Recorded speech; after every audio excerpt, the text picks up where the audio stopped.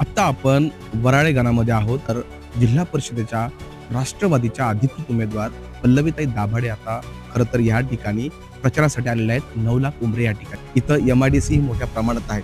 म्हणजे खरं तर इथं जे आव्हानं आहेत ती म्हणजे एकतर जो कामगार वर्ग आहे, या कामगार वर्गांना या ठिकाणी बेसिक गोष्टी मिळणं अत्यंत गरजेच्या आहेत. त्याचप्रमाणे स्थानिकांना इथं नोकरी मिळणं हेही अत्यंत महत्त्वाचं आहे. महिलांचं सबलीकरण होणं, महिलांचं सक्षमीकरण होणं अत्यंत गरजेचं आहे. अशा प्रकारचं खरं तर या ठिकाणी त्यांनी वक्तव्य केलेलं आहे. संदीप दाभाडे, इंदुरी वराळे गटातील राष्ट्रवादी काँग्रेस पक्षाचे अधिकृत उमेदवार. आमचे सहकार महर्षी माऊलीभाऊ दाभाडे यांनी गेले 40 वर्ष समाजसेवा हीच खरी साधना या उद्देशाने आम्ही या रिंगणात उतरलेलो आहे. त्याचप्रमाणे मी सरपंच पद माळवाडीचं भूषवलेलं आहे. तर सरपंच पदाचा मी सरपंच पद म्हणून काम नाही केलं तर लोकांची सेवा कशी करायची, त्यांच्या कशा समस्या मूलभूत गरजा असतील, आमच्या महिलांचे जे समस्या असतील ते सोडवण्याचा मी प्रयत्न केला आहे.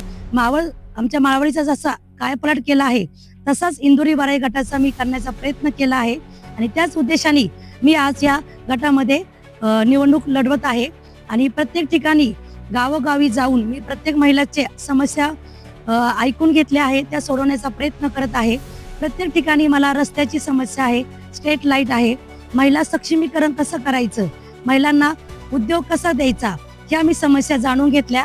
आणि आपली इंद्रायणी नदी आहे तिची सुशोभीकरण कसं करायचं, महिलांचं आरोग्य कसं चांगलं राहील, त्याकरता मी प्रत्येक गावामध्ये आरोग्य केंद्र उभं करणार आहे. आमच्या गावामध्ये जशी जिमची मी उभारणी केली आहे तसेच प्रत्येक गावामध्ये मी जिम चालू करणार आहे.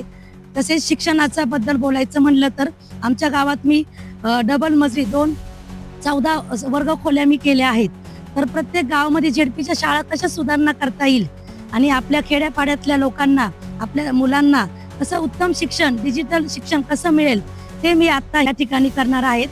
तर येणाऱ्या 7 तारखेला पंचायत समितीचे गणातून, वराळे गणातून राजेंद्र भाऊ कडलक तसेच इंदुरी वराळे गटातून मी स्वतः आमचे घड्याळचं चिन्ह बटन दाबून तुम्ही बहुमताने आम्हाला विजयी करा आणि अण्णांचे हात बळकट करा. धन्यवाद. त्याच्यामुळे येत्या 7 तारखेला एकदा निवडणूक झाल्यानंतर 9 तारखेला ज्यावेळेस निकाल लागेल त्यावेळेस पल्लवीताई यांच्या पारड्यामध्ये किती मतदान पडणार, पल्लवीताई किती मताधिक्याने निवडून येणार हे पाहणं जास्त महत्त्वाचं ठरणार आहे. सह्याद्री वार्तासाठी मी प्रफुल्ल, 9,00,000 उंबरे.